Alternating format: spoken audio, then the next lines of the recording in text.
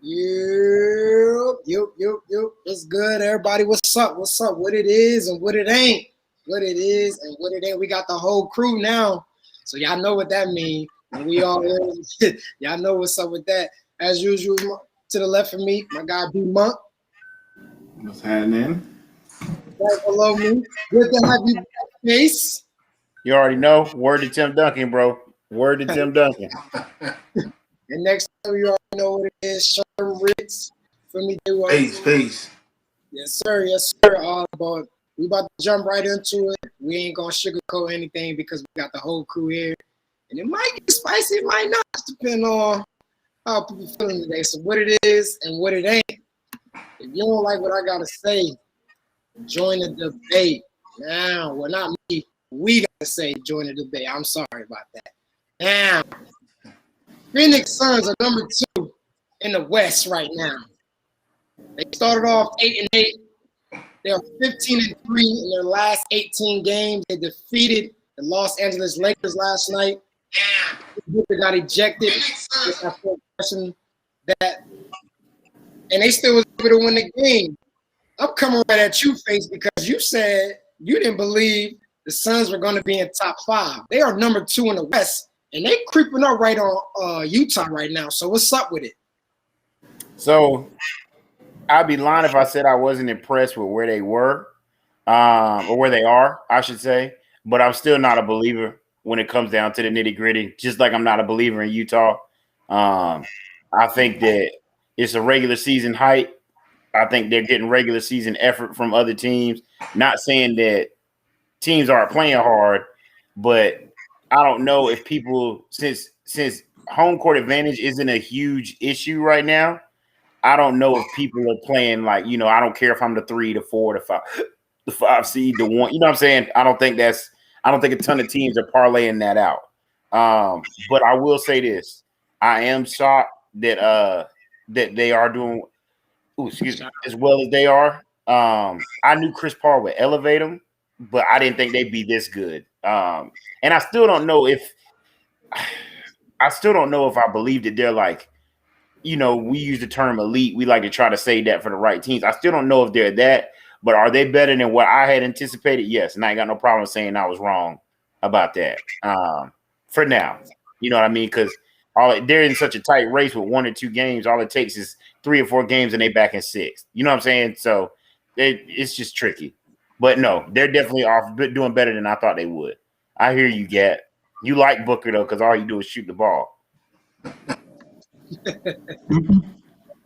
If you're in here right now, make sure you share this video. We need everybody to come in, tell a friend right now. And don't forget to subscribe to the channel. We will be giving out predictions later on at the end of this video or at the end of this live.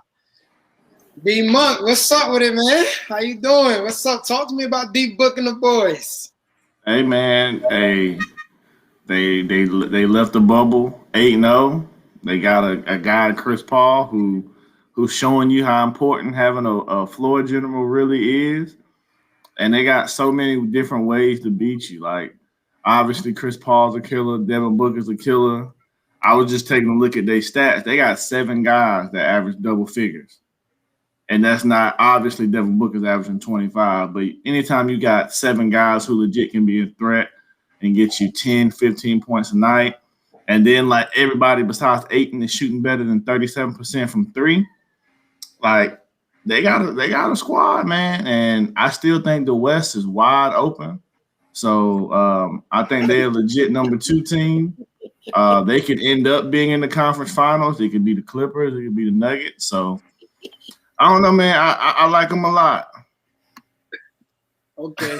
Sorry, dude, we ain't laughing at you. Sean coming at you, Sherm, with your hat. What team is it today? What you got on today? The Blue Jays. It ain't nothing that I didn't have on before. You know what I mean? It's baseball. It's baseball.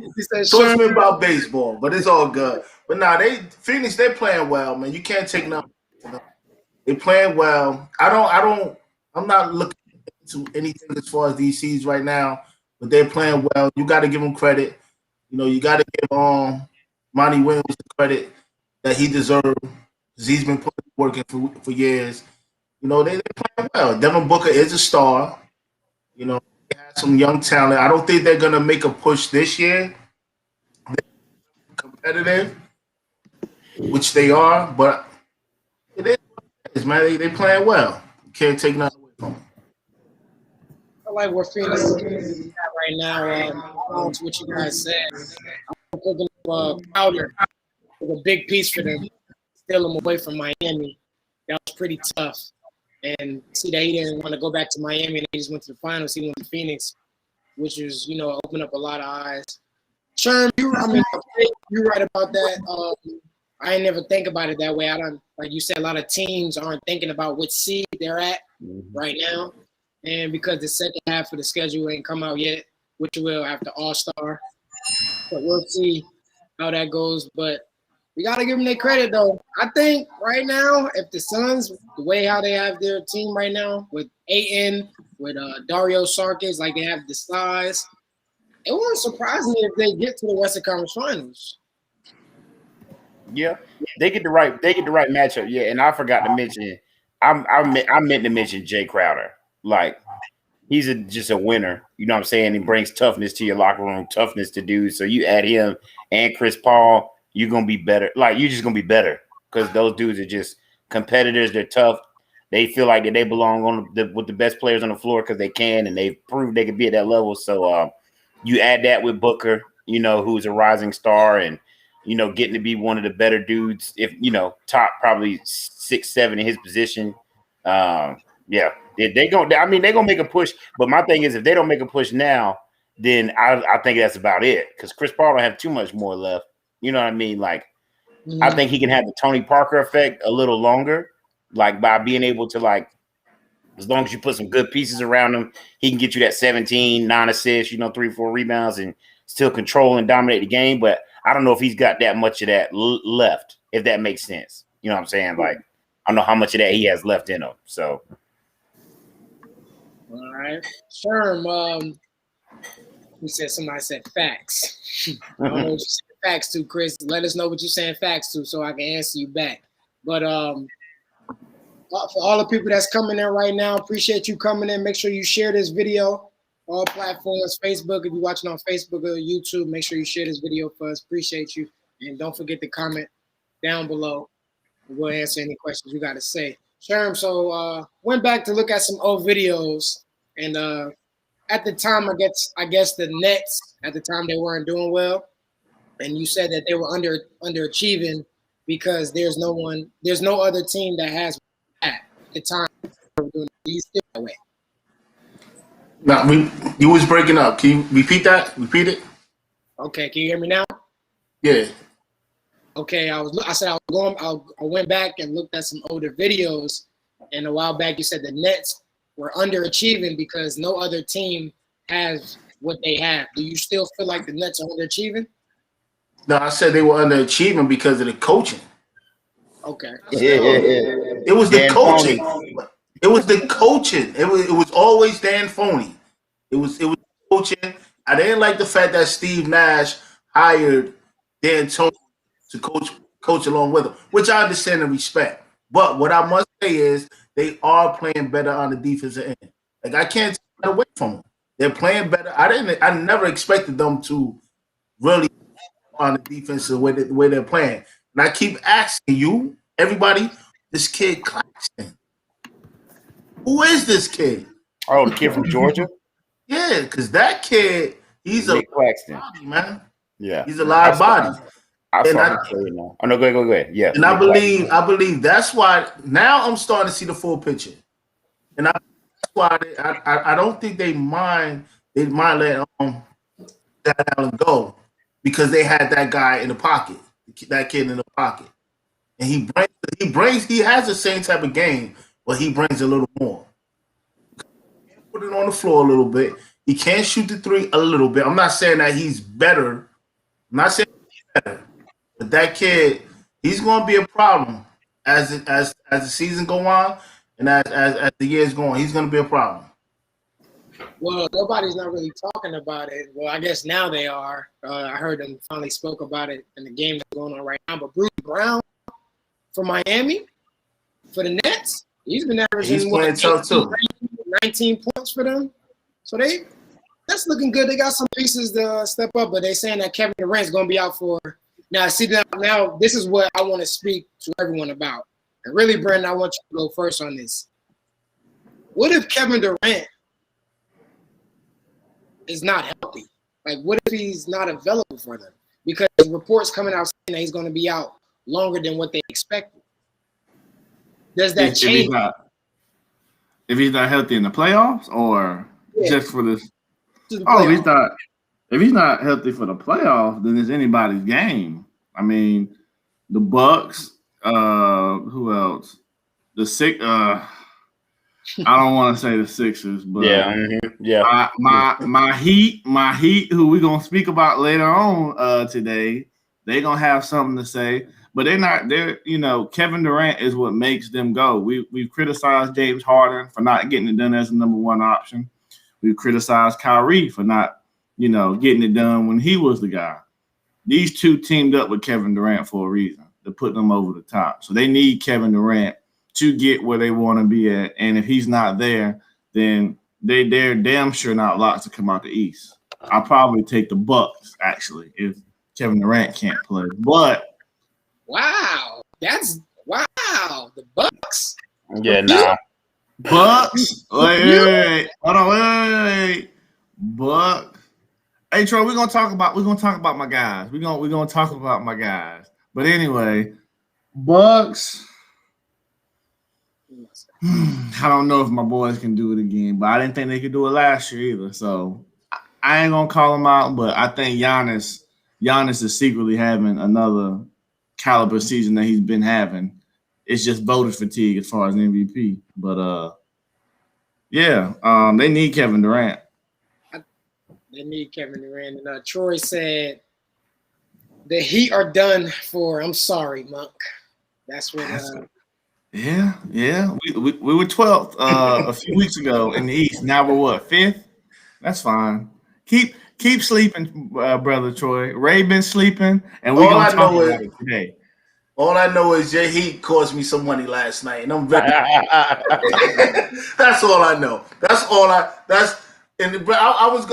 was going to text in our group, but I said, I'm gonna leave it alone because I didn't know that Jimmy Butler didn't play. I should have did my research. So it is what it is, man. I should have did my research. Hey man, I apologize, brother. Yeah, but they won the game before that without Jimmy, so they just lost to them then. But this question, you should have did your research. If you gambling, Sherm, you got to put you know that. You would be sitting down. And it came down to the Heat and Bron scoring over 25, and Bron had 38. So that's tough. Wait a minute, you guys know where I'm going with this, B. And Brandon, Heat. That's all I'm gonna say. That's what you bet LeBron wasn't gonna score 25? Nah, I picked for Faise. I'm not Faise. See, don't get it twisted. I picked for the over 25. Oh, okay. He came through in a big way. The Heat didn't come through for me. Come through and win. Okay. Yeah, they didn't come through for me, but we let Sherm down. Our bad, Sherm. Yeah, it is what it is, man. It is what it is. Yeah, they have that thing. They have a thing on there now. Face. It's called betting props. You bet on the over and under of player points. Ooh, so whatever the player average is, they started off as that, and then if an injury happened or if a lot of people bet on the over and the points, they move the line up. Okay. No, that's tricky. I mean, yeah, that's tricky. That's tricky. It depends who you playing. That's kind of tricky unless you got somebody like KD. So, Brandon, I can't believe you picking the Bucks, bro. You know what? I think I'm be honest. We got you, Chris, too. Hold on, we got you. I think even if Kevin Durant isn't playing, I still think it takes Milwaukee 7 to beat that Nets team. I'm dead serious. But do you have the Bucks winning? I don't know. I honestly don't know. It's not like for me, like, yeah, they gone. Ain't even no question. I can't even say that. I can't. Because you got Kyrie and Harden, who's enough firepower to get past them. That's enough firepower to get past them. Because Yeah. Well, mind you, because they couldn't get past Jimmy and Bam. So if they couldn't get past Jimmy and Bam, now granted, Bam can neutralize Giannis to an extent. You know what I'm saying? Can neutralize him to an extent. But if they couldn't get past Jimmy and Bam, then I don't see how they're not going to be able to do that. I get what you're saying, but I'll say two things to that. Well, really just one. When you look at everything they gave up to get Harden, it was meant for those three guys to be together. And Spencer's hurt. Like, we gotta understand Kevin Durant about 3-4 guys. So he would make up for that. As far as Harden and Kyrie by themselves, I think they'll play well, but you also can't forget, I don't think we've seen the best of Drew Holiday yet. And he's missed the last 10 games. So we haven't even really got a fair look at the Bucks for real. Like, I think when Drew Holiday kind of gets situated. Huh? Said, oh shit, now go ahead. But Drew got to disrespect the Bucks. Drew got to pick one though. Who Drew gonna guard? You got to pick one. I mean, we had this discussion already. We didn't say he was gonna stop him, but we didn't say that. We didn't say that. I feel like Drew's probably gonna have to guard Kyrie. Yeah. But then that means Harden's just gonna go for like 35, 18, and 11. But who's guard? Middleton isn't no slouch. Not saying that James Harden can't do his thing on Middleton. Slow down, Face. But I'm just checking. Yeah. Who's matching up with Giannis? I mean, I don't think Kevin Durant was guarding Giannis anyway. I think they were going to put Jeff Green on him. That's what but I'm saying whatever Giannis is out is giving, Kevin Durant is giving it right back and potentially more. Who's going to offset that? I don't know. I think big games would come from Harden and Kyrie if he doesn't. This is all obviously pinning upon him not playing. They're going to put Jeff Green on Giannis. Yeah. But Brandon's talking about like the production output. Like I think from a production standpoint, Kyrie and James will probably have 35 plus apiece, and role players obviously step up here, there, blah, blah, blah. But I just don't know if Yeah, where you going? You going somewhere? I just don't know if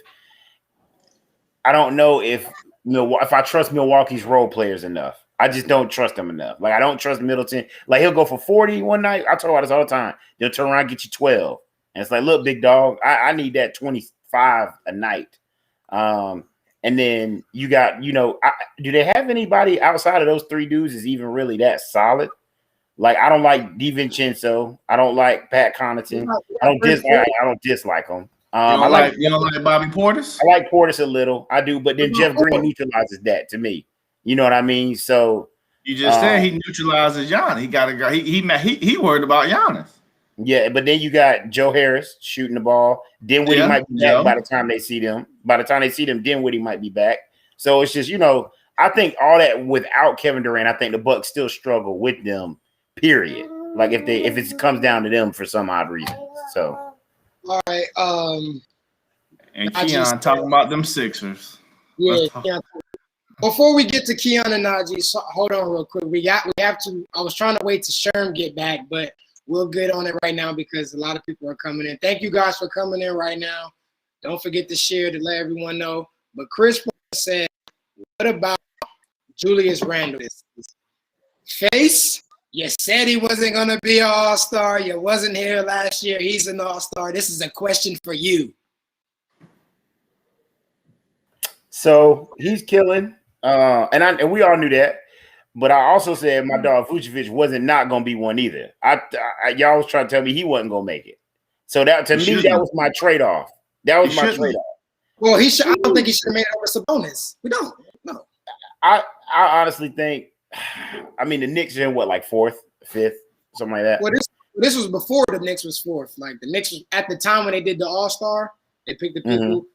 The Knicks were seventh. The Pacers were sixth or fifth at the time, and Orlando was ninth. Vucevic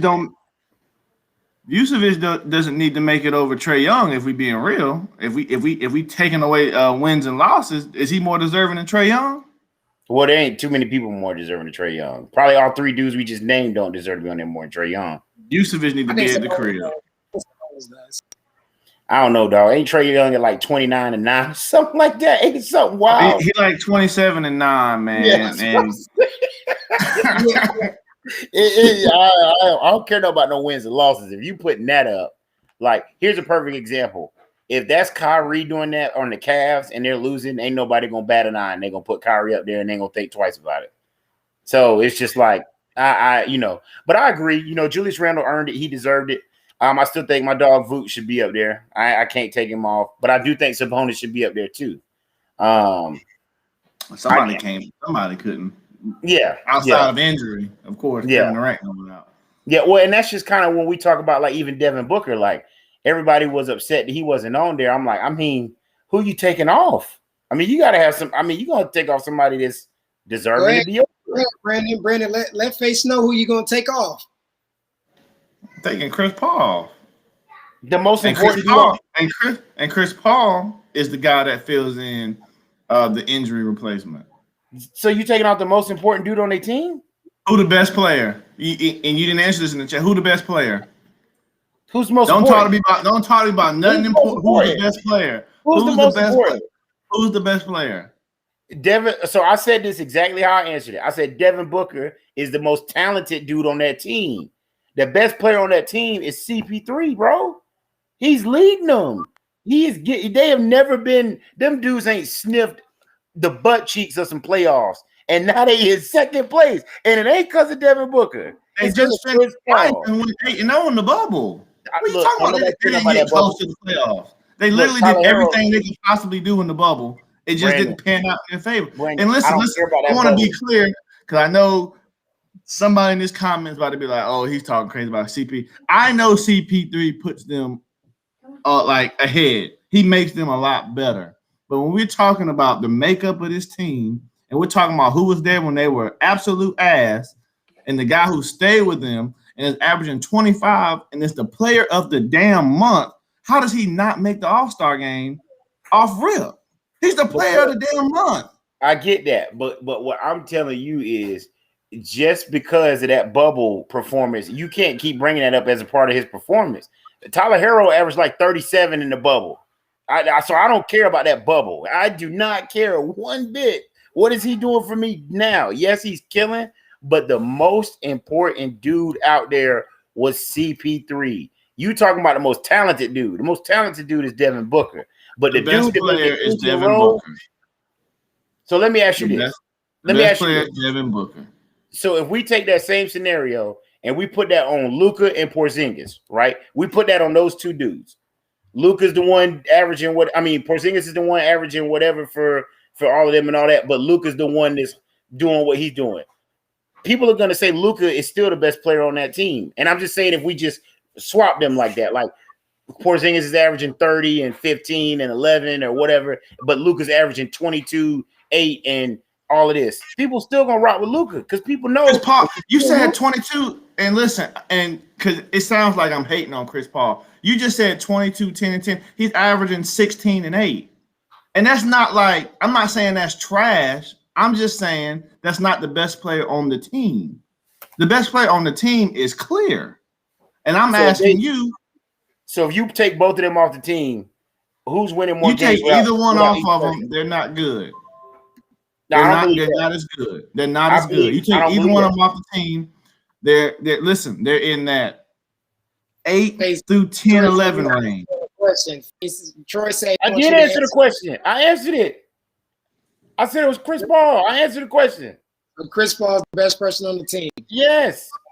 Right. Yes. I love CP3, and I said this at the beginning of the show. Chris Paul is showing how important it is to have a floor general. But what I'm saying is Chris Paul took the lowly trash ass Thunder. Those dudes suck. They suck. And we talked. Did they suck? Like, listen, what he did. Listen. By far, Chris Paul is the best person on that team. No. By far, I don't care who's Thunder. I don't care who's on which team. I'm saying whatever team he on. No. Yes. Second, I stand by myself on this one. He's the second best player on the team, and he's the floor general that they have not had. They thought they had it in Ricky Rubio. He's clearly not what anybody thought he was going to be.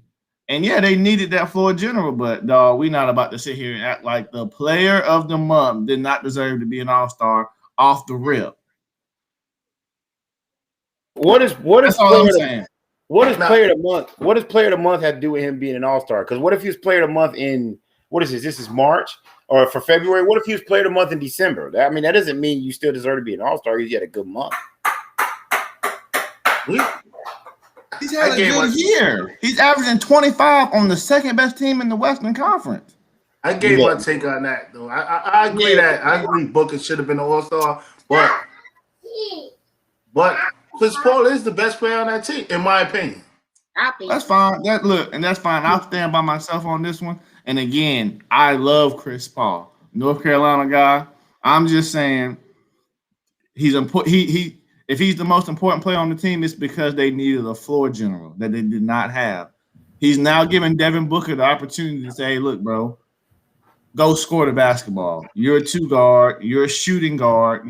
You're going out there to score. We need you to score at a high rate. Let me control the team and facilitate. And that's their tandem. That's how they're working.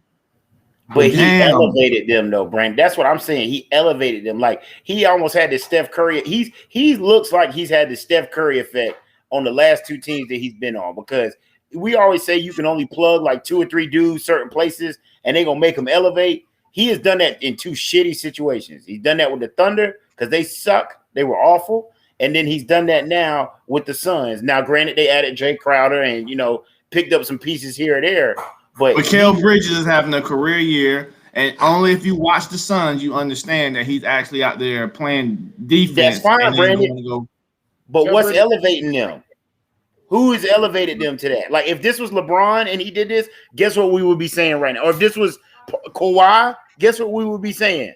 It wouldn't be no question. It would be no. So Chris Paul just gets the same thing. It's just not as loud. He literally has elevated a team from nothing to something relevant. They were nothing, and now they're relevant. But you can't say that, though. You can't say that just because you don't value the bubble. Like, you keep saying, I don't care what happened in the – it doesn't matter. It's basketball at the end of the day. And the last time the Phoenix Suns played basketball, they won 8 straight in a row. And, of course, adding a guy like Chris Paul is going to help that.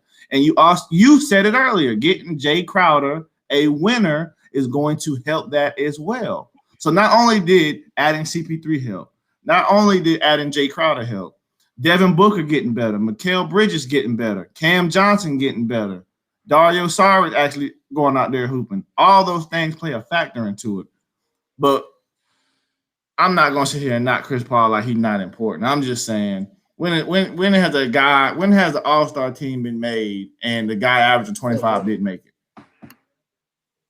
You skip to the guy averaging 16 today. What you say?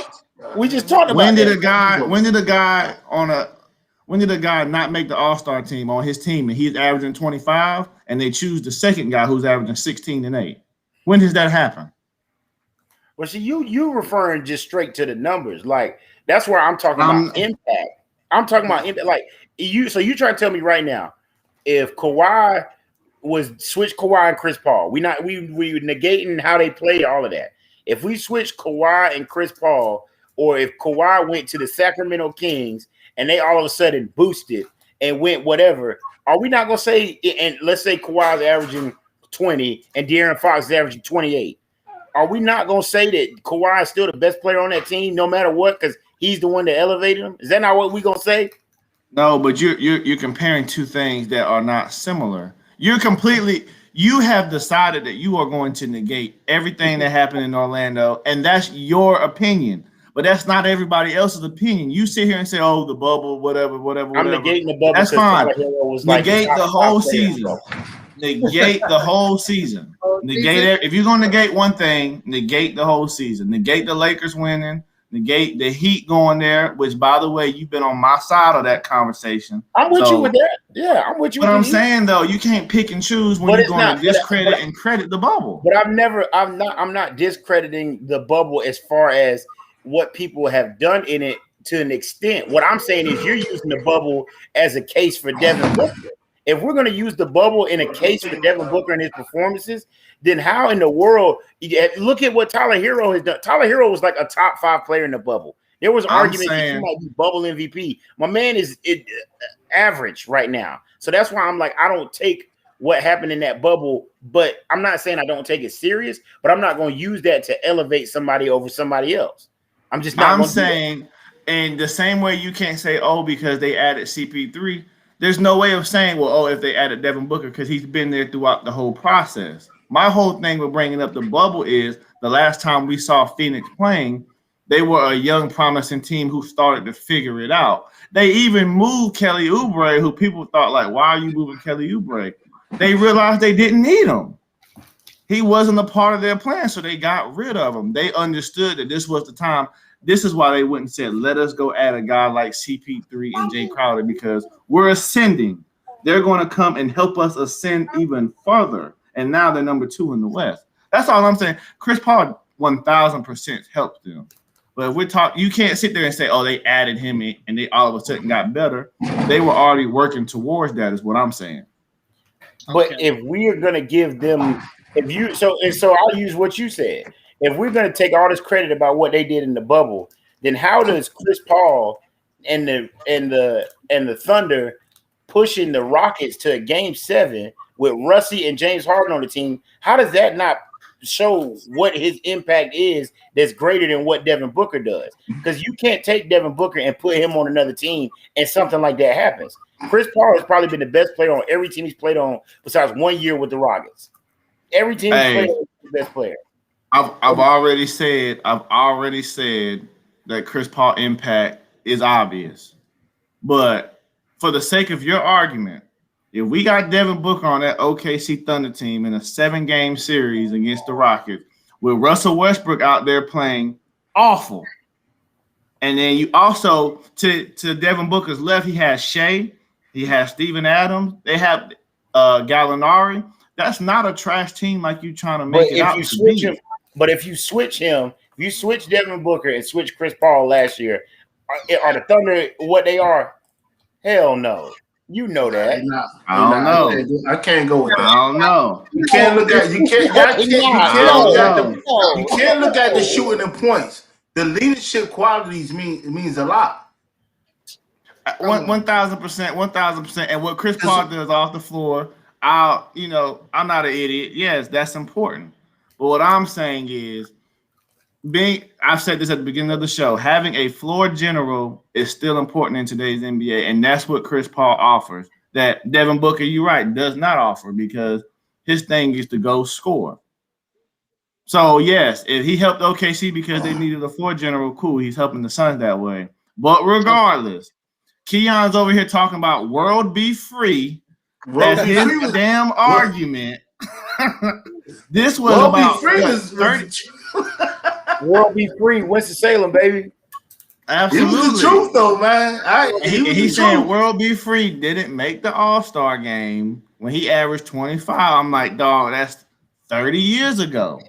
Like, that's cool. Like, I get it. All right, but to the first of your question, when you said somebody who averaged 25 points who didn't make the All-Star, I can answer that. But the second No. Oh, you said the second person made it. That's why I didn't say anybody. I was gonna finish it. Trust me, I got you. Okay. When you first said, let me name me a person who averaged 25 within that All-Star, I wasn't even gonna say Zach LaVine or Bradley Beal. I was really gonna say Monte Ellis, but then you said the second person made it, and I was like, oh, I can't. Off top, I can't think of nobody like that. So, but we'll move on though. So something happened last week where I really can't even explain why did this happen. Well, I'm gonna let the video play. I'm gonna let everybody see it. Y'all gonna see it. I want the coaches to go first. I really want the coaches to go first. Oh my God. I hope. Oh my God. Brandon, you can go after. I will go last. This was a question by Keon. He made this a demand. He said, I want the coaches to speak on this right now. Everybody covers right now and everybody in there? Here we go. Yep.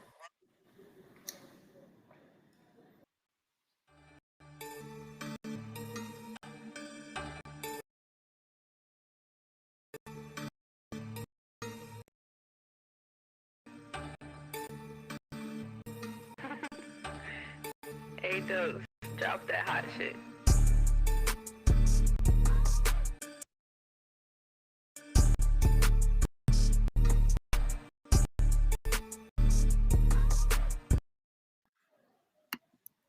The Nuggets meltdown against the Wizards. Sherm, It's not a meltdown. That wasn't a meltdown. That's today's game. The floor That's is yours. today's game. The floor is yours. I always say high percentage shot versus low percentage shots. That's today's game. And again, the fault I blame everybody in Denver. Good. I thought you about to blame Steph. I was saying, don't blame Steph. I love Steph, but Steph did. I love Steph, but I always say he ruined the game. The Golden State Warriors, they ruined the game. And again, going back to Jamal Murray, he could have got the layup. Yep. He never looked to attack the basket. He was just doing what they practiced. He was looking up. Nobody forced him to pick up his dribble. He picked up his dribble and looked back. He was looking backwards the whole time. It's just how the game is played today, and it's disgusting. From a coaching perspective, it's disgusting. And what did I say about the Clippers? They shot themselves out of them games last year. This is all things I said in the past. They shot themselves out of the game. When teams lose today, it's because they're shooting themselves out of the game.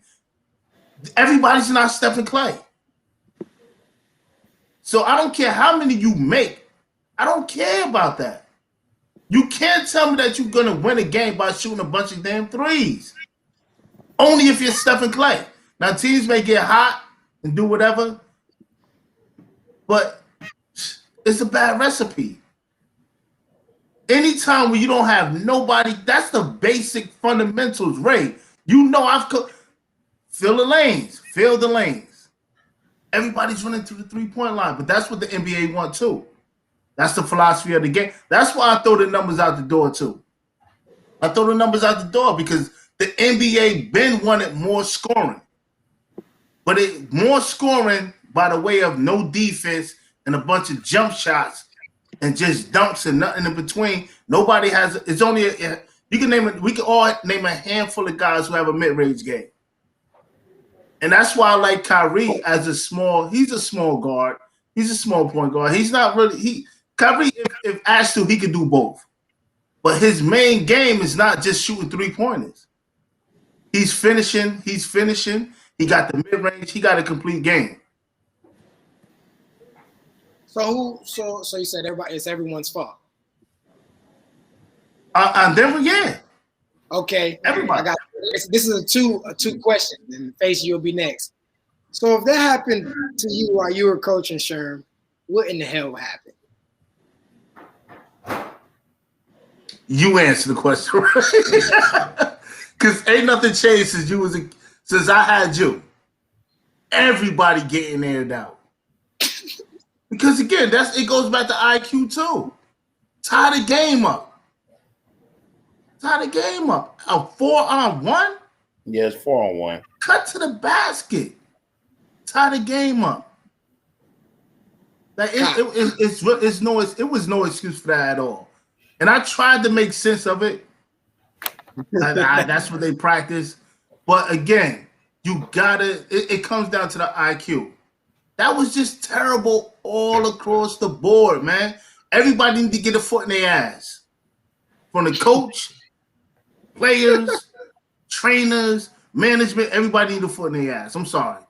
That was the worst display of basketball as far as IQ. And you would hate to think that a point guard, an elite point guard, because that's what Jamal Murray, that's what he's turning into. You would hate that he don't have the IQ to know the game situation at that time. It's about giving yourself a chance to win. Mm-hmm. Give yourself a chance to win. Play winning basketball. All right. Not hero basketball. Faise is all on you. 4-on-1. So, first and foremost, damn. Jamal, like it's 6.5 left, right? So at bare minimum, you got 3 dribbles, right? because it's a 4-on-1. He took his 3 dribbles, right? The to me, the most disappointing part was he made it almost to the paint, like he was about to get there, and everybody, like Sherm just said, dudes filled the lanes, right? But they stopped at the 3-point line, like just stopped. And if one out of the other 3, if one of those dudes remotely just like kind of eases his way to the basket, it's a dunk or a layup, or you might get fouled and you shoot 2 free throws. But I also think that's what's celebrated now is taking a game-winning shot instead of making the referees make a call. Like you gonna have to make something. I'm gonna make you make a decision where I'm just gonna go to the rim as hard as I can and finish. I see it all the time when we go to like jamborees or when we play in tournaments or even some games that we have. Everybody wants to be like Mike and end on the jumper. And all the good ones do it right now too, as opposed to being able to get to the rim, with the exception of Jimmy Butler, because Jimmy did that a few times in the playoffs. But getting to your spot, getting to the rim, and finishing. Ultimately, I think it's one of the lowest IQ plays I've seen. And not only is it low IQ, but there's no presence of mind. Like it's not, I'm down. It's no like, oh, I'm down 2. Let me just go ahead and see what I can do to make shake. It's like, oh, I'm down 2. What looks best? A pull-up 3. And that's why I think everybody stopped at the 3-point line. Even somebody like Michael Porter. It's like, bro, you 6'10". If all you got to do is creep up, he's going to throw you a lob, you get your little dunk, we're going to overtime and keep playing from there. And I don't think dudes want to play on. Like, I don't think dudes want to play that extra 5 minutes. It's like, what looks better? Me shooting a step back. This is how I get my shoe deal right here. I hit a game-winning 3 that's on ESPN all over the place. Even like when Luka hit that game-winning 3 in the playoffs, in the bubble, like it was tied. I would rather him go get that layup, go get something, go get a mid-range or something. I don't know. That was a half-court set, so it was a little different. But I don't know, man. I think it just speaks to what the game is evolving to.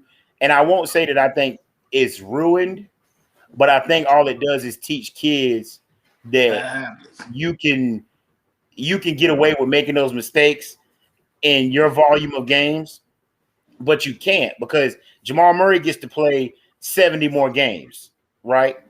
He gets 70 more games. He's got a guaranteed, God forbid, some off-the-wall injury. He does something crazy, pulls an OJ Mayo or something like that.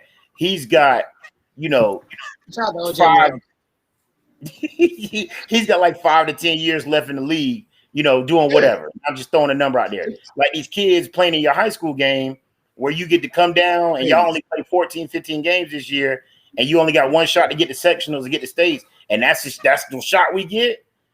That's what you think. It's not the same magnitude. So kids see that and think that that's what they can do. And that's why I don't honestly, sure, I agree with you to an extent about Steph and Clay, but it's also on us, and not us, because I know you and I spit it the same way and Brandon the same way to these kids, but it's coaches too. Like, bro, you know why Steph Curry, do you know why he can shoot 15 threes in a game? To work in the gym. Making 10. You're not capable of making 10, fool. So you shoot 3. And that's it. And if you miss them first 2, you better look at me before you take that next third one and get your ass on that block and get this layup and get to the rim. Like, and a lot of people think that, oh, you're holding the kid back. You're like, no, I'm not. Your son or daughter or whoever hasn't worked to be able to come out here and shoot 10 threes in a game. High percentage versus low percentage. Yeah, so I'm not about to sit here and allow your son or daughter to shoot 10 threes in a game because his favorite player is Steph. Well, is he making 1,000 jumpers a day? Is he doing this? You know what I'm saying? So I don't know. It just shows what basketball is coming to right now. It's exactly what it's sad. It's sad because before you go, Ray, what's unfortunate is the fact that in NBA you can make those mistakes as a coach, player, all around the board, and you still good. Yeah. If you do that on a high school level, in some situation on the college level, you're not good. Mm-hmm. Your salary, you're gone. If you're not producing those wins, you're gone. You're gone. Now, Brandon, we got an echo from somebody. Make sure y'all turn that down. Even though that you're a coach now, Brandon, I want to ask you this, not as a coach. We already asked the coaches this. As a player, if you were on that team, if you were the guy, I don't know, on defense, you wasn't on the 4-on-1, or if you were on the bench, how would you feel about this and how would you react? to your team? If I'm on the bench, I'm cussing Michael Porter Jr. out for not going to dunk the damn basketball. Like all four of those guys are to blame for that. But if I had to rank them, I know Sherm was going at Jamal Murray and Face a little bit, but like the obvious thing is for Michael Porter Jr. is to go dunk the basketball. Like go towards the lane. He's 6'10". It's not like he's an absolute sniper. Like, dude, you're an athletic kind of guy. You're the first one down the court. There's nobody guarding you. You run to the rim, and if Jamal Murray doesn't see you, then we can all point the finger at him. But I saw Jamal Murray's eyes. He glanced up. If he sees a white jersey or whatever color jersey Denver has, he sees it and he throws it. Now, Sherm, I'm not excusing Jamal Murray because, like Faye said, he should have been aggressive and looked to make something happen. But when you're the first guy down, like he was the first guy down. Yeah, so say what? He was the first guy down. Saying. He slowed up and he was looking back. See, but I don't fully blame him. It's they practice that. You could tell that's something that they practice. Because he never was aggressive from the time he got the ball. He was looking back, and everybody spotted up. You could tell the way they practice. Now, and I'm with that, but as a player, there has to be some kind of like improvised, like, okay, it's a 2-point game. Like, I know we did this all week in practice, but damn, who's gonna fuss me out if I go get this high percentage dunk and send the game into overtime or potentially get an and one? Like, I see what you're saying, Sherm. Like, I know it's bigger than just Michael Porter Jr.'s IQ. Is how these guys are being taught. Like, I was telling one of y'all, I played with Gary Clark in the UBA like 2 summers ago. Oh yeah, Ray, you was there. Mm-hmm. We played TJ and them, and all Gary Clark did was shoot threes. Like, he really could have had 30 against us if he played basketball the way how he came up playing in college. He got Conference Player of the Year, but I think he was so conditioned that I need to get as much. And that's the whole key. These kids, like. Yes, and kind of like who on our team could really guard him? Like, I think I'm a good player, but I know I'm not on TJ Warren or Gary Clark's level. But he was just so conditioned to shoot threes, like. But that's the key, and that's what when we have our conversations, and I say you can't compare what goes on in today's game to back in the past. Like, it all depends on philosophy. And honestly, Jamal Murray, he only did what he saw before he got to the league. So I know, and that's a low IQ. Just because guys are more athletic, just because guys can handle more and shoot from down their half court, don't think they're better. It don't mean they're better. Mm-hmm. Their IQ is low because they only doing what they see. I have to teach kids how to pivot off of and use footwork to make a layup because they don't see it no more. They only see a 3-pointer or a drive and a Euro step. Nothing else. I wanna answer this now from a player. I'm not gonna answer as like a coach. Honestly, Brandon, I would have cussed all their ass out, and I wouldn't be surprised. I wouldn't be surprised if we fight in the locker room. And it ain't even me like trying to be funny. Like, I'm a competitor. It's like, yo, what's up? Like, we're down by 2, 4-on-1. Come to the basket. And roll up. Like, what's good? Like, and then I'm gonna be talking. I'm gonna be real, like me, because I want to win and we lost. I'm gonna be so disrespectful. Yes. And I'm gonna be trying. I want some conference. I want something. Like, I'm gonna tell her. Go ahead. Say what you said, Sherm. Go ahead. I'm gonna tell you where it come from. What he was doing, it came from when Villanova won that NCAA championship. When the guy gave the pitch back and hit the 3. You talking about NCAA? Talking about Carolina? 17. Was that 17? 17. Yeah. See, but again, it just like hip hop and anything else. Pros created at one time the pros created the culture. Now they're following everything else. It's a follow me lead, a mimic me lead. Oh, they're being successful at this, so we're gonna do what they're doing. I'm gonna give a little side story for what's it, behind the scenes for what happened in college one time. Brandon and Faise, y'all laugh at this. So we was on a damn 3-game losing streak in February. Oh, never mind. Nah, this is been there. This is going into the playoffs. It's my senior year, so and I know he in here somewhere because he know I'm about to talk about him. So we playing against Greensboro. Obviously, we was up 15. They came back. They took the lead or whatever. I'm not even gonna get into that. We was on the bench. We come back in the game. So I break the screen. Now I pass him the ball. I'm talking about Troy right now. I'm talking about Troy. I pass him. I'm talking about Troy. I pass him the ball. He airballs the layup. Oh no! Don't say stop because I'm going to talk about it. Troy Nell. He airballs the layup, so it's okay. We get still. He dunks the ball, so he dunks the ball like 10 seconds left. We are down by 1. No, we're tied or whatever. Yeah, we're tied.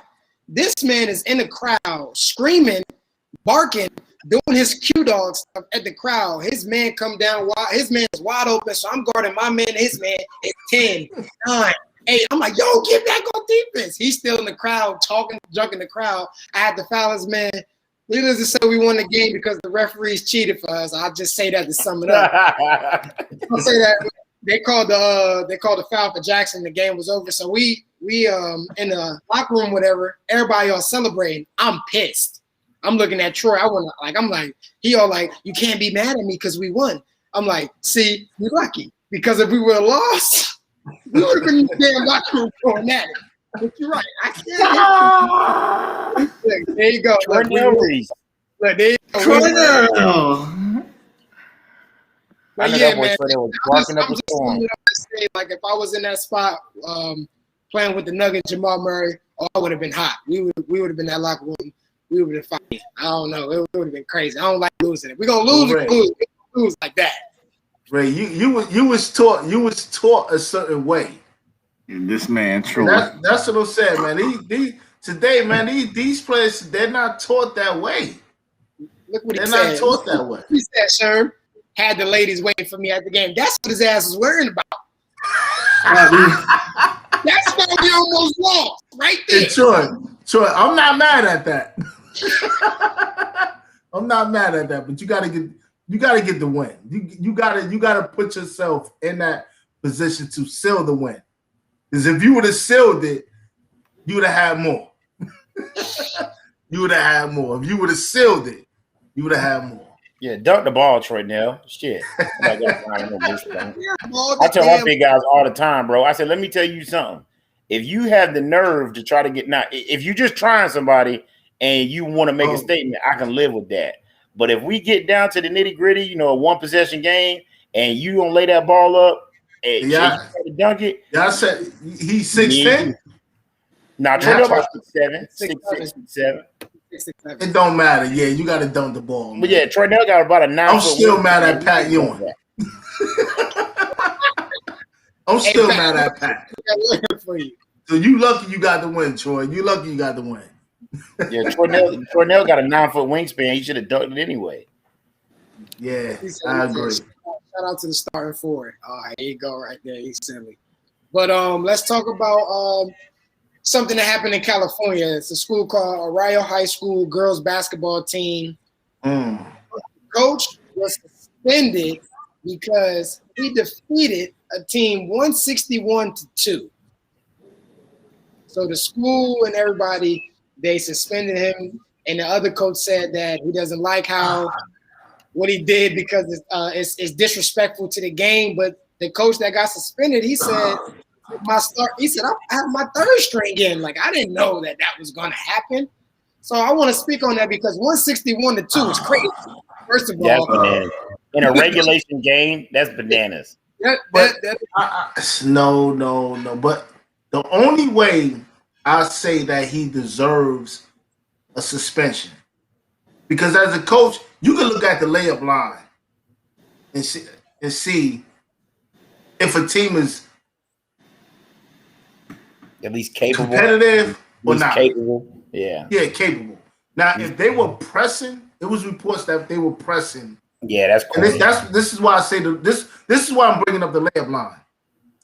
Because if they were pressing the whole first half, he needs to be disciplined. I'm not saying suspend him, but he needs to be disciplined. But if he wasn't, what do you expect him to do? I done seen the Kennedy Knights girls team went undefeated, TOC champions in Patterson, and they had a couple of those type of victories. But it's not because the coach was running up to score. It's just that the teams they were playing in a league wasn't good enough. They wasn't good. So even if you put the bench in, if the team just wasn't a basketball school, and it's a totally difference between now, because these girls today they're a lot more advanced, they're a lot more better. But sometimes you might run into a girls team that just shouldn't be on the floor. So what do you do as a coach? Take everybody out? Yeah, you sit back in the zone. But if they can't dribble or have the IQ, you can't tell your players not to get a steal or just lay down. Because to me, that's more disrespectful. It's crazy because he got suspended, and the next day that his brother coach, they won 80-19. So it's like, I just wonder how you feel about that, Brandon. 161-2. Do you feel like the coach disrespected the game by that, or it's just that's how it goes? Man, beat them girls' ass, man. What are we talking about, dog? Like, nah. I mean, from my experience, high school games are 32 minutes, like 8-minute quarters. It should get to a point where it's running clock. And the coaches just should have had a conversation at halftime, end of the third, and say it's over with. But what are we suspending the guy for winning the game and doing it? You know, at that like what violation did he break? Is my question. Like usually someone gets suspended, you did something you weren't supposed to do. It's written somewhere in the contract. Where in the contract does it say you can only beat a girls' team by 120? Not 160. It's the softness of the league today. Lisa Leslie scored 104 points in one game. A half. Yeah, no, like a half. It's like 100 and a half. But I know she had 104. Yeah. We're talking about one individual. DeJuan Wagner, whose son is playing today, he had about 100. He had 100 in the game. It wasn't nationally talked about. But it's or whatever, 102, something like that. What do you have? LaMelo in high school? Yeah, but his is 90 something crazy. Yeah. No, but his is more or less just sit at half court and where throw you the ball. But it's not taking. But again, it wasn't talked about. But it's how things going today with sports, man. Everybody, it's just too soft. It's soft. It's soft. So, Faise, I want you to go, but before you speak on this, do girls that they play against, what's your favorite slogan? Do they deserve this or no? Do they suck? Yeah. Well, clearly they suck. Those girls suck. But here's what I'm gonna be completely honest with you. I think the only reason, and this is, I hope it doesn't come off the wrong way, but the only reason why it's an issue is because it was girls. That's why it's an issue. If this was high school boys, varsity, wouldn't nobody bet out, and it'd be like, yeah, is what it is. Keep it moving. Them boys got what they deserve. Get tougher. Because it's girls, I think that it's looked at as it's more so disrespectful, and you're disrespecting the game because there's probably a lot more emotion involved from parents and from the other side of things. Because if my son was on the other side of it, I'm like, damn, bro, y'all put up a big 2. Y'all boys got smacked. You need what you want to go get 2 McNuggets. Stupid ass can't go get a layup. Yeah, I'm like, yo, you can't get a 3 off, get something off. You know what I'm saying? So I honestly think that's what it really was. I think it was a girls basketball game. I think those are the kind of games that get the most out of hand. And I say it all the time because I love women's basketball. But I've always noticed what I think is bad for women's basketball is like a high level college. If the number 1 team in the country plays like the number 8 team in the country and they 40 ball them, I'm like, damn, bro, 40 ball, and you have a bad night here or there, so that's possible. Then you turn around and they play them at home and it's 28, and it's like that's just not a good look. Like that doesn't look good. That's just not a good look. So I think that's honestly what it was.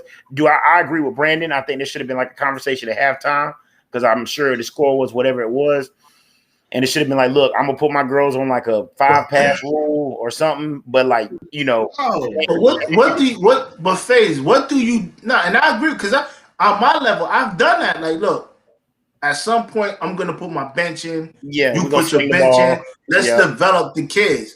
But if a team is that superior, what do? Just tell them to hold the ball the whole half? No, you don't take the breaks off, but you also don't press. Like if he's pressing and you, that was my only issue. Don't if it press. is true that they're pressing, that's a problem. Yeah, that's corny. That's corny. If that's what you're doing, like that's corny. It's got to be more to the story, I think. Yeah, there's probably some back history to it. I bet it's some history. You got to be out there talking cash, like but that girl sorry, she's sucked. But take the ball. It got to be something else to that. There's a coaching etiquette that and again for each level. You can tell, even at a high school level. Let me ask you this, Sherm. So I've thought about this lately for if I ever become a college head coach. Like, if my team is down 7 or my team is down 11 with 10 seconds left, like, am I going to tell my guys to ease up? We're going to play through the buzzer. I'm probably going to be like, play through the buzzer. Or if we dealing with men's. We dealing with men. Look, I ain't getting my 2 high cents. school. We dealing with men. Yep. Look, man. I was always told you finish. You don't play to the buzzer. Play to the buzzer. 0. Like you wake up, we work out. We both do the same thing. We on the team. I mean, 161-2 is kind of crazy, though. It is. Yeah, that's wild. It is. I want to see the stat. Yeah, it is kind of crazy, but it's like, I mean, y'all scored 2. Y'all couldn't get past half court. I don't feel like he should have been suspended. And then the next game, his brother, they won 80-19. So like what? So now what? His brother gonna get suspended because they won 80-19? I mean, a blowout is a blowout. Like, nah, man. It wasn't no disrespect to the game. What's disrespectful to the game is y'all need to get in the gym. Y'all need to get in the gym. Or get that team. It's obvious that team is in a division or a conference in high school that they shouldn't be in. Yeah. Somebody's somewhere where they're not supposed to be. Yeah, they're not supposed, because again, teams have, I don't care how bad a team is. In what sport? They have to fill a team to that it's in the budget. So they gotta fill the team. Maybe that coach should take his team independent.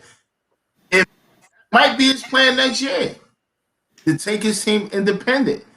But it was a divisional game where kids are not that good. They're terrible. They're on a team because their parents are, just got to do it just to have some type of activity going on. That's what it is. Let's move along to the last topic of the show. Appreciate everybody for tuning in for this long with us and rocking with us. We appreciate it always. LaMelo and Lonzo Ball. Today, Stephen A. said that the way that this is not quote unquote, I'm basically summarizing what he said. What we're seeing from LaMelo right now is what we expected from Lonzo. No. I agree. No. And no. We knew coming in that, and y'all know I was hard on LaMelo before the year. I'm like, he's over. I thought it was just hype. He was always a better scorer and shooter. hands down. We knew coming in that Lonzo was a poor man's Jason Kidd. Mhm. I think they're both doing what they do, and you should respect it. You shouldn't put the brothers against each other at all. We already knew what LaMelo was doing, and even when they played together, he was the scorer. He was groomed to be the scorer, and he's just showing a lot more to his game where he's showing his IQ, his ability to pass, his ability to dictate tempo, and everything else. But by far, everybody always knew that he was the better brother. Out of all, Well, I mean, coming out of college, Lonzo was that dude. but he wasn't no scorer though. No. I mean, he averaged 14 in the Pac-12. But like if you look at Jason Kidd like career numbers, Lonzo's basically on track to be like that almost. Yeah. Like that's what he's on track. Like Jason Kidd's like 12 points, like 8 assists or something again. Like I think he'll gradually improve his scoring. What I don't like is like what Sherm just said. Like you put these two dudes against each other, like and you're bringing one down to build the other one up, and I don't like that. Only because I feel like you could just say LaMelo Ball is what we expected, period. And you could have left Lonzo out, or you could have said, you could have easily made it sound like, LaMelo could have been the better one all along. But it's also because he's the youngest. So he got to see his mistakes, got to see everything. And he's the biggest. Like he's big. Like he's the biggest one in the same skill set. So I never thought Lonzo was going to be what Melo is. But I will say this. I thought Melo was going to have an impact. But I didn't think it was going to be the way it is now. But I also think part of it is they are winning and they're doing, fine. But he's also, everything he does gets hyped up. It's just like Zion. Like he had a nice little pass to Bismack Biyombo the other night, and they replayed it like 20 times. And I'm like, bro, damn. Like all he did was jump, switch it to the 11 pass. Like it ain't nothing crazy. Like that's a good pass. And then, of course, PJ Washington bum ass had a good game the other night. So I'm gonna go ahead and get that out the way. I'm glad you said that. Thank you. Because as I recall, Faise, if you a bum ass, you don't score 42 in the NBA. You don't score 40 in the league if you're in today's game. You do. Oh, Ain't nobody playing no defense. A dead clock is right twice a day, man. Ain't nobody 42? playing no defense. A dead clock is right. There's nobody playing no defense. I'm sorry, right? Okay, I'm not, because if I say this, I already know what Faise is gonna say. Other than PJ Washington, because you feel like he's trash to you. He sucks. Who scored 40? Who scored 40 in the NBA who's trash right now? Now, but I'm gonna ask you a question. Let's go back to Denver. Let's go back to Denver. Oh my God. Let's go back to the Denver game. I cannot believe it. No, but let's go back to the Denver game. Everybody's so focused on offense. Everybody's so focused on offense, right? But nobody looked at the fact that on that play when it was a 4-on-1, nobody dropped back to protect the basket. Not only did nobody ran back. And Kyrie did this last night. And I didn't want to bring it up because the earth is flat. Bring it up. But the kid from San Antonio that hit that shot to put it into overtime, he was fumbling the ball. Kyrie never, and go back and look at the clip. Everybody watching, go back and look at the clip. Kyrie never went to double or try to get the loose ball that the guy was fumbling at the foul line. He ran to the other guy on offense at the 3-point line. That kid should have never got the shot off. Never. Nobody plays defense. And everybody's you gotta I'm with Troy on this one. Like you gotta stop saying today's game. You just got you gotta stop saying that because it's like there's some truth though. What is wrong about what I'm saying? I got you, but there's some things that this era does better than the past era. And we're not debating that on offense, but on defense, what are they doing better? If we look at the numbers numbers, I feel like both eras. I don't want to hear nothing about numbers because the numbers do lie. The numbers do not. What are our players doing? The league made it this way. What are they doing better on defense? What are they? The same thing. What's been going on before you? No, don't give me that. No, I'm not gonna let you do that because I know what's better. I know what's better. Guys are more tall. Guys are longer and more athletic. Going to in multiple positions. That's what's being done better. But nobody's really playing defense. I'm going to answer. It's because people are not holding other people on the hip. Wait, stop! Now, see, now you're bringing up stuff that you're bringing up stuff that you heard. You're bringing up stuff that you heard. They all talk about it. They all talk. Ben went out the door. They all talk about it. Went out the door. I'm talking about the fact that you can't even defend a jump shot. Yeah, by letting people land like that. We were always taught. You were taught to when somebody shoot a jump shot, you just put your hand where their shooting hand is going to be. You can't even do that no more because it's a foul, and you don't even have to touch nobody because if they come down and if you come down and their landed space, it's a foul, and you don't even have to touch them. Like, let's stop this, man. But go ahead. Troy said, "Are people not playing defense, or people just getting tough buckets?" They're not playing defense. Again, you don't have to foul. You don't have to have no contact. Wait, you don't have to have no contact with a jump shooter. The Kawhi rule. You're talking about the Kawhi rule. That's the Kawhi rule. Exactly. Thank you. I mean, but do you see why that rule was made? All right, so hold on. Wait, no, because I have came down. I have shot. Wait, Sherm, wait. Because you was making a good point. You was making a good point, Sherm. Until what Faise just the Kawhi rule. There's a reason why you can't. We saw Kawhi was out. Because I had that same injury where I came down on a guy. I was shooting a jump shot, a 3, and I came down and I got that swelling in the front. When my foot came down, that's the worst. Yes, it's the worst type of ankle injury I ever experienced. Why? In the front of my ankle. If I'm mistaken, Brandon. This your man's. It wasn't an ankle injury for Kawhi, was it? Nah, I thought it was the what was it? It wasn't his ankle? No, what can it be? What can it be? It was what? What can it be? I thought it was like a groin slash. When he came down on Zaza Pachulia's foot, I thought it was his ankle. Foot. I've had that injury. I've had that injury, and it was the worst. And I tried to play through it. It was the worst I ever experienced.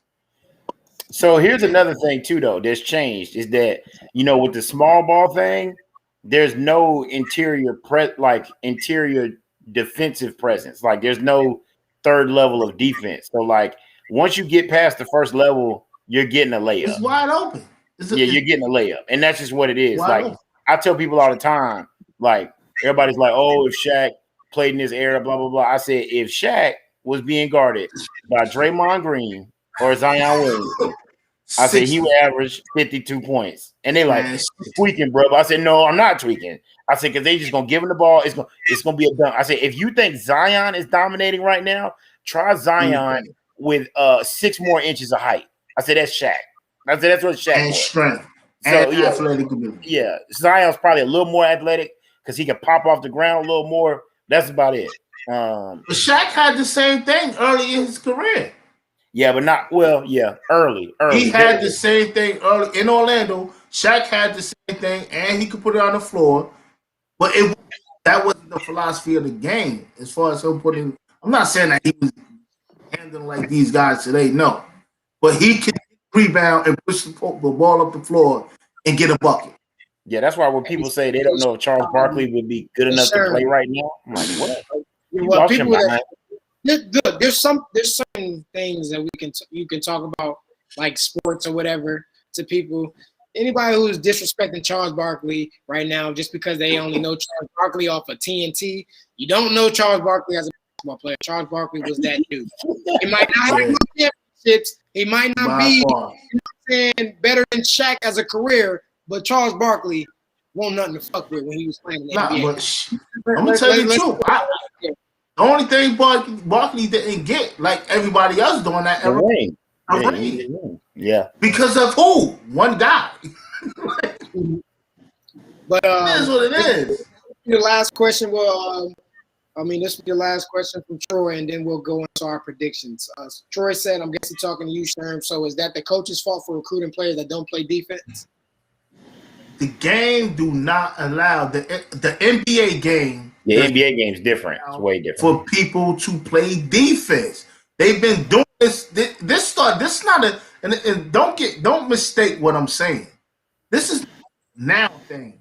They started this in the late 90s and early 2000s.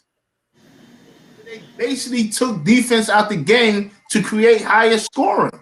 And that's what I said. And my thought was, as a former player, like, you take defense out of the game. Because when somebody tried to lock me down and I had a hard time scoring, I went in the gym and worked out my skill set. I didn't say, all right, you playing defense too hard. And I have seen kids on my level, when somebody really locking them down, you beasting. No, they're not beasting. They're doing what they're supposed to do. You beasting. That's funny. Play defense. They're not beasting. And Ray, that was during your time. They're not beasting. They're playing defense. That's what they're supposed to do. You beasting. Yeah. The beasting comment. Yeah. That brings you back up north, huh? You beasting. No, they're supposed to play defense. And if they steal a ball from you, you should take offense to that, like they stole your girl or your mother, or did something to your mother, and you go and you get it back.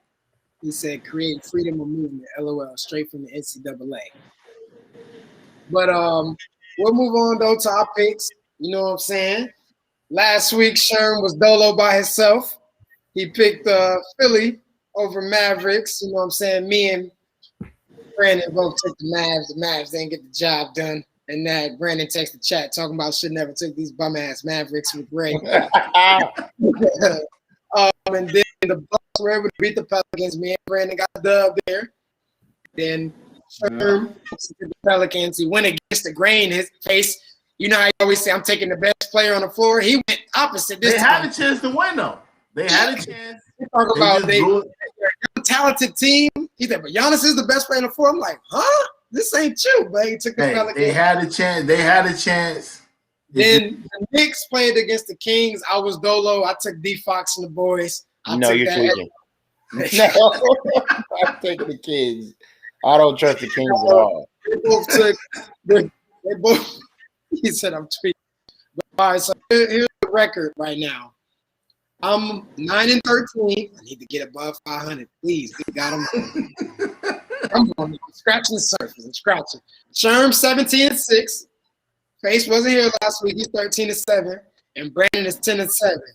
As I recall right now, you might not have as much wins as you Faise, but y'all got a lot of losses. I'll say that. Me and B. Yeah, you 13-7. Come on, you player. He's 10-7.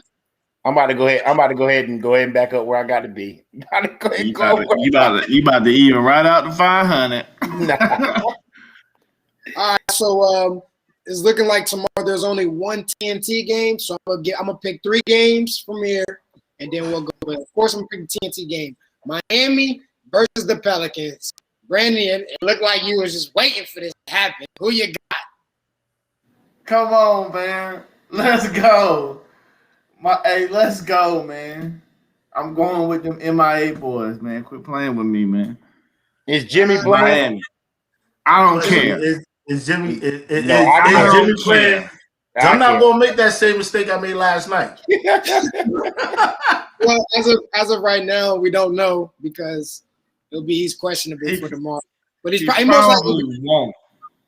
You think so?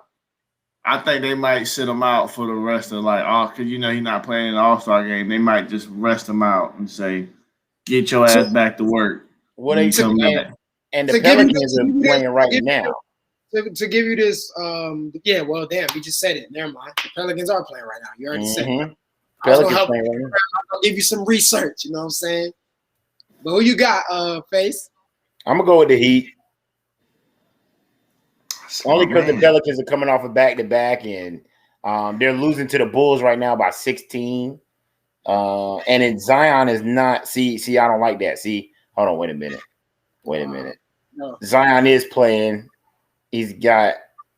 Yeah, I'm gonna go with the Heat. Look like you got you're thinking a lot right now. Sherm, who you going with? You take the Pelicans, man. Oh. You take the Pelicans. I ain't even gonna lie with you right now. I'm riding with you with Pelicans on this. I think they have a back-to-back. I think they, as Brandon would say, they needed more because they're in the West Young to go boys. into the All-Star break. They need to get this. Young boys. He's feeling good right now. Young boys who are used to playing AAU games, three games in one day. We're going with the young boys. All right, now here's a good one. Warriors versus the Suns. We'll start with you, Face. What you got? This is tough. It ain't tough. I'll skip them. Warriors Yeah, are playing the Suns. I go to Suns. Suns. Yeah, I go to Suns. Suns. Steph's gonna score like 46 ago because he always like Chris Paul ass up. Always be lighting Chris Paul ass. It must be a North Carolina thing. We're like, hey, big dog, just let you know. I'm the best one to come out of North Carolina. So and D-Book gonna have 38 with the win. Don't worry about it. You got the Suns. Yeah, I'm going with the Suns. I'm gonna agree with you guys. I'm gonna take the Suns too. And then the last game, which I think will be a good one for us to, I guess, debate on is. I'm gonna say two. We're gonna get two more, just because it's about to be a weekend. Just because. Nuggets versus the Pacers. Sherm, your time to go first. Nuggets. Agreed. Joker. Yeah, Nuggets. And a fantasy icon. I need it. You know what? I'm gonna go opposite on this one. I'm gonna take the Pacers. Tweaking. I think Joker does go crazy, but I think the Pacers, like, they beat Cleveland tonight. They needed more to stay around there. He said, y'all watch Ray. He's just trying to get to 500. And then the last game we going to speak on, Clippers versus... That's why he had the fifth game. But go ahead. Fourth game. Clippers game. Versus the Wizards. Brandon? Clippers. Is the game in California? No, it's in Washington. Oh, Clippers then. Because Russ like to go crazy in Cali. So that's why I said. That's why I had to ask. I'm gonna go against the grain. Kawhi hurt himself the other day. He's been having back spasms. I'm going with the Wiz. I'm going with the Wizards. Wiz kid too. I got them too. I got the Wiz. They've been cooking up. I got. So Kawhi not playing? That's such a little bitch. No, I ain't saying he's not playing. I'm gonna take the God, man. I'm gonna take the Clippers. Shut your ass up. Talking about back spasms. I'm gonna take the Clippers. I'm just saying he sat out last game. He literally warmed up and everything was fine till the tip off, and then he all of a sudden wasn't playing. Man. Don't disrespect the club, bro. So that's all for right there. Appreciate everybody tuning in. You know what it is. Anything y'all got to say before we go? Everybody good? Knicks. Y'all know what it is, man. Knicks gonna make the playoffs. The Knicks are definitely gonna make the playoffs. And the Hornets. Hornets gonna make it too. But word to Tim Duncan, bro. Word to my dog. Yes, sir, Troy. Yes, sir. Word to Tim Duncan. Word to Tim Duncan, bro. All I'm gonna say is I'm gonna leave it off like this, man. That man Joel Embiid MVP. I'm just gonna leave it out right there. Hey, I got something to end off in. I already have 40 and 20. Next episode, can we talk about this? Can What's we up? please can we just start normalizing that Rudy Gobert? Can we just get off his hype? Because he's getting fried on a consistent basis. He got fried tonight. He was letting Zion take it to his chin, and he got fried by Joker the other night. We'll talk about him. So he got fried by 3 dudes that average over 25 points a game. Faise, I don't care. When we talk about a guy who's supposed to be the best rim protector in the league, and it's coming like this, like guys out here getting 40 on you, like back to back, and then Zion doing his thing. No, but I'm not sold on that guy. See, you know why I'm gonna disagree, Brandon? Faise, is that true? He crying because he don't make the All-Star game last year. No, that's just being a bitch. I'm sorry. Brandon, you know why I disagree? Because there was a time when, and I don't want to keep. There was a time when you can go up and swat a shot away, but now if an offensive player drives to the basket and he's attacked the back, the defensive player only can put their hands straight up. Anything that comes down is considered a foul. I ain't hearing that, Sherm. In the manner of how it's going down. How many guys really go to the basket and attack the big man? So if I'm coaching, I'm going to say just go attack him. Because once he don't jump straight up, it's going to be a foul. Well, I don't know, man. I don't see people going at Jared Allen like that. But we will come back to this, Brandon. That'll be the first thing we talk about. Let a week go by after the All-Star, and we'll just leave it off like that. I'm not gonna ask for our predictions for Team LeBron versus KD just because KD's not playing, and I don't like this All-Star or the slam dunk. Nah, it's corny. That slam dunk contest is gonna go down as the worst slam dunk contest in history. I'm serious. Watch it be fire. Fire with dudes that don't get no burn. Are we so you're more interested in the name than the actual dunk? No. Zach Levine was in the dunk contest. Aaron Gordon won the dunk contest. Those dudes at least played and scored and could argue that they're the best player on their team. They put on the best show though, man. And I'm going Jordan Dominique. They put on the best show. But what I'm saying is the best show I ever saw was Vince Carter. Like that was wild because it was just unheard of how he was doing everything. That was great, but what they did, and I still say Aaron Gordon got robbed each time that he lost. What he did, what they were doing was something that beyond different. But it was with props, it was beyond different. But that's another discussion. We'll let that ride out right there. That's all for tonight. What it is and what it ain't. If you don't like what we got to say, join the debate. KOPY.